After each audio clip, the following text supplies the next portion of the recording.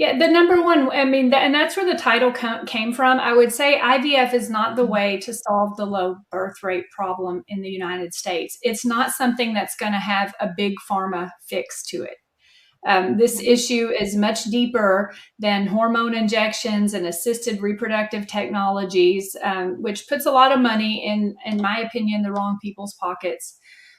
This is a solution that gets at the very heart of what it means to be human, what it means to be married, what it means to be a family, what it means to accept children as gifts. And as a society, we need to get our heads around what it means to say that children are gifts. We need to view them as gifts, not just in the family, but in the whole society. And that's how you build a better society. And it's going to take more than executive orders and edicts and changing of funding, but it'll reorient the way we view humanity. And of course, I would say that money needs to go towards research that assist in healing infertility, but doesn't replace the conjugal act. And we can get into what that means.